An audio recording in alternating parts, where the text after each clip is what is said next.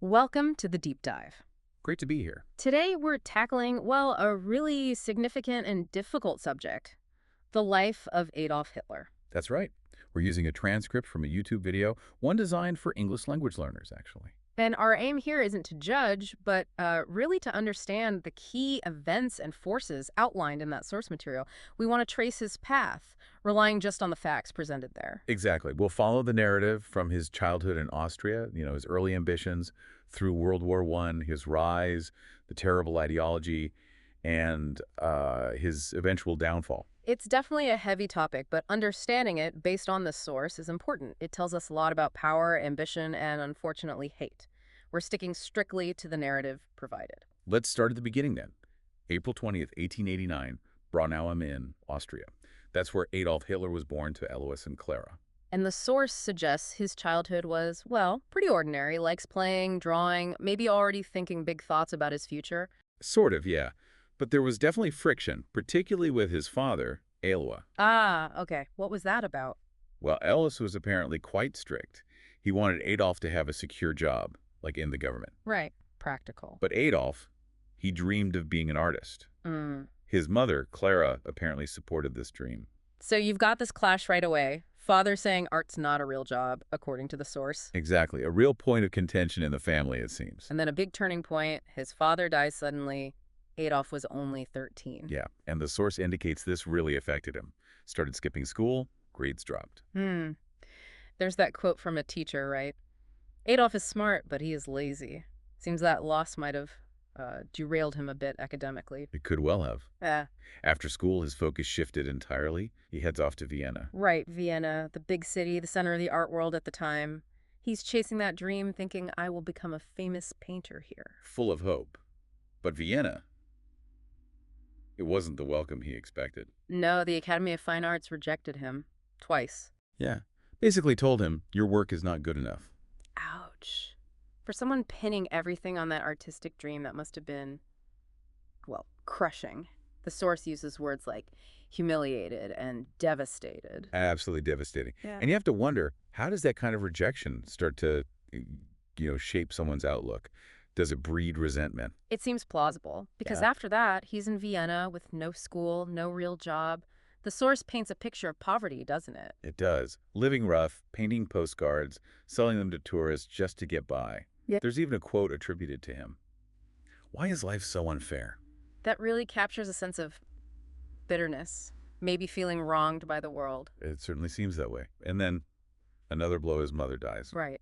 The source says he was left alone and angry. And this feels like a really critical moment. It does. Because the narrative suggests this is when he starts blaming others for his problems. That thought, it's not my fault. That shift towards externalizing blame, developing a sort of victim complex, it feels significant. Very significant. And this sense of injustice seems to carry forward. Then comes 1914, World War I. And for him, this isn't just a global catastrophe. It's an opportunity. That's how the source portrays it, a chance to find meaning, to be part of something important. He actually joins the German army, even though he's Austrian. Interesting. Why would war appeal to him at that point? Maybe structure, purpose, after the rejections and poverty? Could be. And the source notes he was apparently a brave soldier, a dispatch runner carrying messages across dangerous battlefields. He even got medals for courage, right? 2 of them. Yes, and for someone who'd felt like a failure, that recognition, feeling like finally I am part of something big, that must have been incredibly powerful. But then comes 1918. Germany loses the war. How does he react? With fury. A profound sense of betrayal. The source quotes him, "Our leaders betrayed us." Ah, the stab in the back idea. Exactly. That becomes central to his thinking. This belief that Germany was undermined from within and needed a strong leader to rise again. Which leads him right into the political chaos of post-war Germany. Right. He returns to a country just reeling poverty, anger, humiliation from the defeat. And he finds this small group, the German Workers' Party, sees an opportunity there. He does. Right. And this is where his particular talents start to shine, in a way. His speaking ability. Yes. The source emphasizes his powerful speeches filled with anger, passion, big promises, tapping into that national resentment. Germany will rise again. That kind of message. Precisely. And people started listening. His following grew. He was quite savvy too, wasn't he? Renaming the party National Socialist German Workers' Party the Nazi Party. And designing the symbols, the swastika. The source even quotes his ambition for it. This will become the most powerful symbol in the world.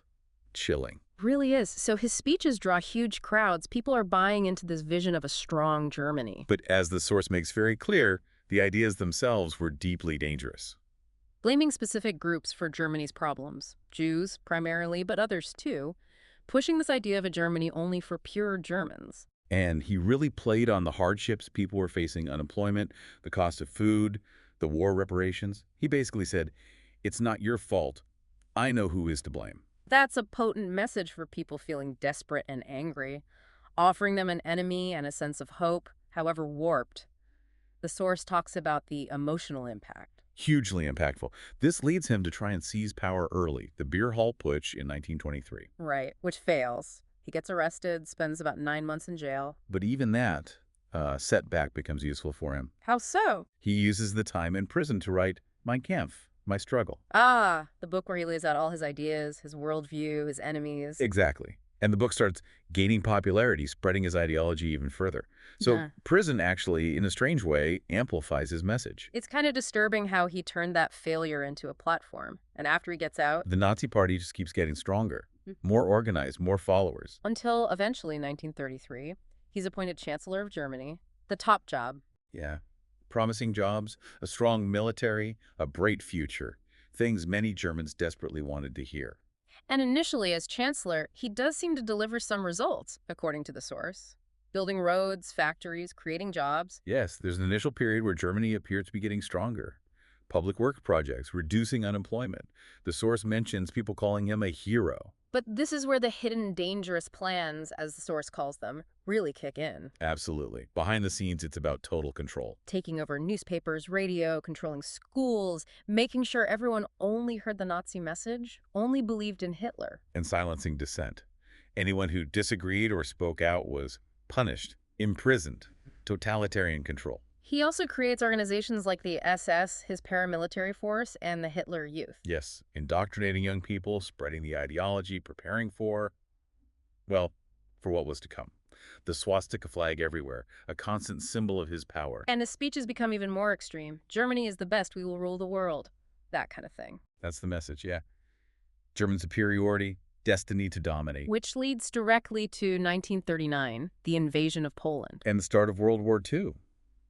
Driven, the source says, by that dream of German dominance over Europe. Germany has some early military successes. They do. Blitzkrieg tactics overwhelm several countries. But the war expands. And eventually, as the source notes, Germany made too many enemies. The tide turns. Right. Britain holds out. The Soviet Union enters the war. The U.S. joins after Pearl Harbor. It becomes a global conflict on a scale Germany couldn't sustain. And alongside the war, the other horror unfolds, the Holocaust. Yes. The source calls it one of the darkest chapters in human history. The systematic, state-sponsored persecution and murder of 6 million Jews and millions of others, Roma people, political opponents, disabled people, homosexuals, targeted as undesirable. Unimaginable cruelty. Industrialized murder in the concentration and extermination camps. It's a horror that's central to understanding the Nazi regime and Hitler's ideology. By 1944, it's clear Germany is losing the war. Definitely. Facing the combined power of the U.S., the Soviet Union, Britain, and other allies, German cities are being heavily bombed. And the mood inside Germany changes. The source says people start to lose hope. Yes, the initial enthusiasm is gone, replaced by fear and hardship. And Hitler himself becomes increasingly isolated, paranoid, directing the war from his bunker in Berlin. 1945 arrives, and it's the end game. The Soviets are closing in from the east, the Western allies from the west. His dream is collapsing all around him. Yet he's still issuing orders from the bunker. We will not surrender. Clinging to delusion, it seems. In those final days, late April 1945, he marries Eva Braun in the bunker. A strange, almost surreal event given the circumstances. Very. And then just days later, on April 30th, 1945, with the Soviets practically at the door. He takes his own life, along with Eva Braun, to avoid capture. Yes. Soviet soldiers later find their bodies. It's the end of his rule. And the war in Europe ends just over a week later. Germany surrenders unconditionally on May 8th. Leaving behind utter devastation. Germany in ruins, millions dead across Europe and the world.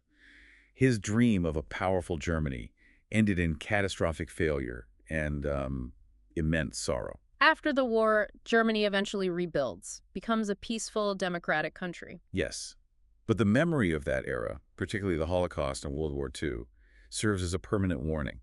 The source emphasizes this. A warning about hatred, unchecked ambition, the abuse of power. Hitler's name itself becomes, a symbol of those dangers. It does. The source really highlights the idea that choices matter. Every decision we make shapes our future. His choices led to unimaginable destruction. It underscores the need for compassion, for unity, choosing love over hate. Those are the lessons the source draws from this terrible story. So wrapping this up, the narrative we've explored from this source material really shows how personal ambition, when warped by hatred and this insatiable lust for power, can spiral into tragedy on a truly horrific global scale. It's a stark reminder. And it leaves us, and you, the listener, with something important to think about.